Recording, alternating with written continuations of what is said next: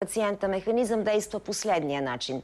Така наречените медицински представители на компаниите стимулират доктори да изписват лекарствата на техните фирми, без значение дали именно тези медикаменти са най-подходящите за пациентите. В замяна на лекарите са давани ваучери, с които те могат да си купят различни стоки.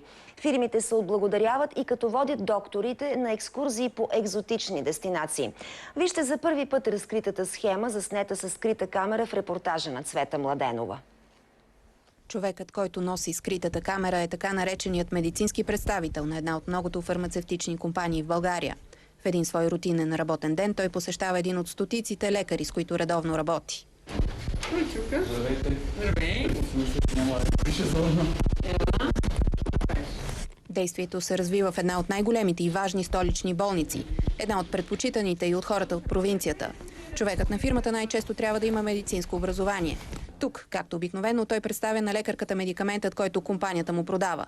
Обяснява и какво е лекарството. Калциеви препарати, за АГ имаме неща и за очи. За децата е средното и накрая пак за възрастни. Този медицински представител е сменил 3 фармацевтични фирми. Проговаря, защото е разочарован от последния си шеф. Сменил е компанията, но не е сменил бизнеса. Ходите при докторите, наредите с пациентите, чакате си реда, ако не ви поканат. Нали. Има вариант да се видите някъде навън, или на кафе, или на обяд, или някои фирми плащате вечери и така нататък. Целта на схемата е да се повишат печалбите на фармацевтичните компании. От нея печелят и докторите, които участват. В повечето случаи представителите са инструктирани да не дават пари на ръка, защото така фирмата може да бъде обвинена в подкуп. В повечето случаи, но не винаги. Някои плащат директно в пари, други плащат в ваучери, трети ги водят на екскурзии или получават някаква предметна награда. За да изписват вашето лекарство? Да изписват конкретно лекарство, да. Тоест доктора не решава сам какво да изписва, а в зависимост от това колко пари му дава фармацевтичната компания. Има и такива доктори, които още от вратата питат колко даваш. Често за благодарност фирмите водят лекарите на екскурзии до екзотични дестинации като Сингапур и Рио де Жанейро. Екскурзиите са най-разпространени в кардиологията и неврологията, където лекарствата са скъпи. Там се бият общо за това къде е на по-интересно място да заведат, защото те вече са ходили навсякъде. Схемата е масова. Фармацевтичните фирми стимулират много лекари да изписват точно техните лекарства.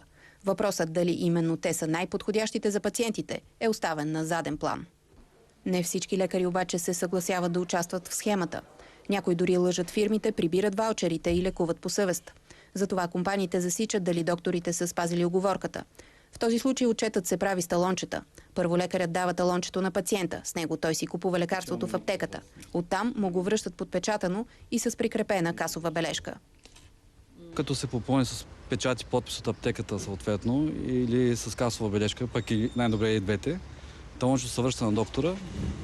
Доктора вика пациента, дава му наградата, така да се каже, безплатната кутийка от името на фирмата и съответно прави контролен преглед, за което му се заплаща пак от фирмата.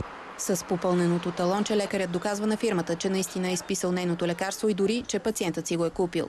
Вие сте медицинско лице. Имали ли сте някога скруполи, че натискате докторите да продават конкретно лекарство, което не е ясно дали е най-доброто? Винаги. Такива има, които примерно пишат 3 вида с различни търговски наименования, едно и също като съдържание лекарство на един пациент, което според мен може да му доведе в конкретния случай става въпрос за обезболяващо до язва. Тази скрита професия някои фирми обучават представителите си как да действат и пред камера. Провокират ги и ги слагат в различни ситуации, например, когато докторът откаже или се заинати.